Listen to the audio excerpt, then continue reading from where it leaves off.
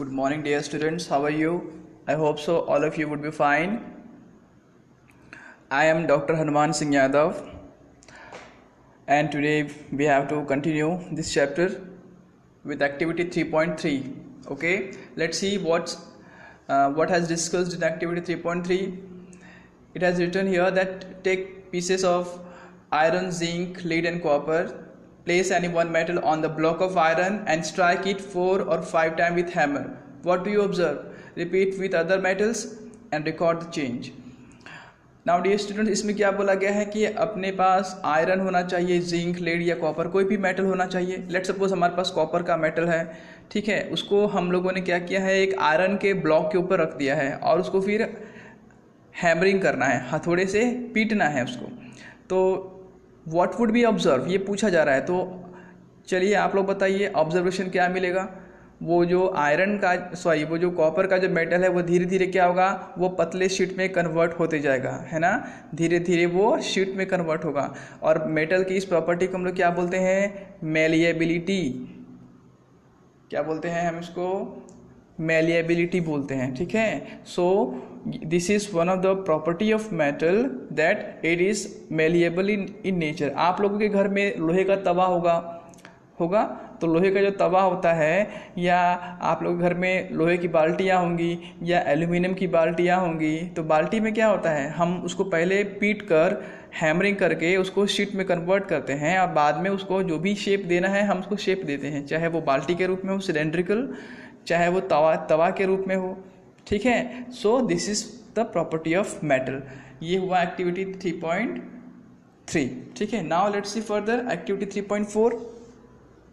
Consider some metals such as iron, copper, aluminium, lead and which of the above metals are available in the form of wire. मतलब हमारे पास कुछ metals हैं, अब हमको ये देखना है कि उनमें से कौन से मेटल जो है वो वायर के रूप में कन्वर्ट हो सकते हैं.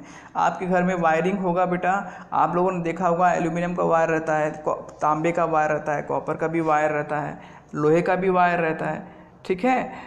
ओके, तो हम उसको कैसे, मतलब क्या बोलेंगे इस प्रॉपर्टी को हम कहते हैं, this is called as ductility. क्या बोलते हैं इसको, ductility. Ductility is a property by which we can convert any metal into wire. Aluminium का वायर कहाँ देखा है, एल्यूमिनियम की बाल्टी में जो उसका हैंडल होता है पकड़ने का, वो एक वायर के जैसा होता है जिसको शेप दिया जाता है, ठीक है. तांबे का वायर हम लोग इलेक्ट्रिकल मतलब इंस्ट्रूमेंट में यूज़ करते ही हैं, कॉपर का वायर भी यूज़ करते ही हैं, लोहे का वायर भी यूज़ करते हैं इलेक्ट्रिकल कंडक्टेंस के लिए, ठीक है. So in this way we have completed activity 3.3 and 3.4. Okay, now after that let's see अब यहाँ पे क्या लिखा हुआ है, हम थोड़ा उसके बारे में पढ़ लेते हैं, ठीक है.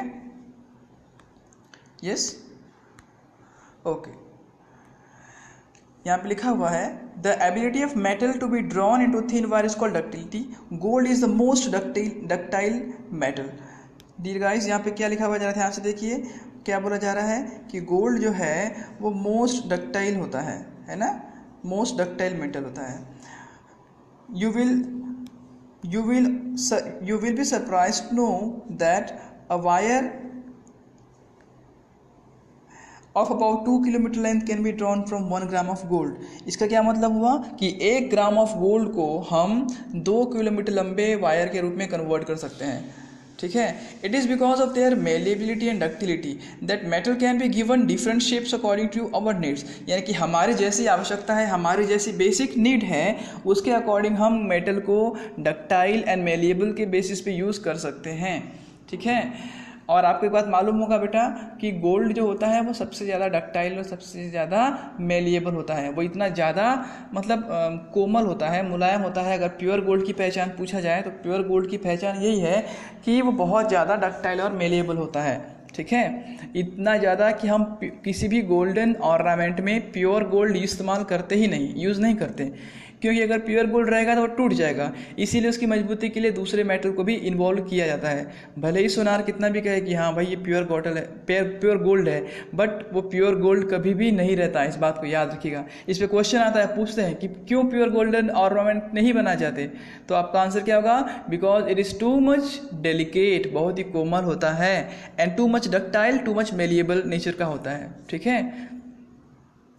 आफ्टर दैट क्या लिखा हुआ है, देखिए वहाँ पे लिखा हुआ है next point, can you name some metal that are used for making cooking vessel, do you know why these metals are used for making vessel, and let's do the following activity।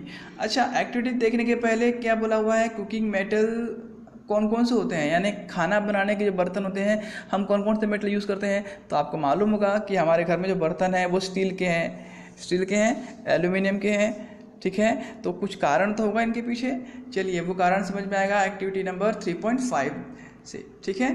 Okay.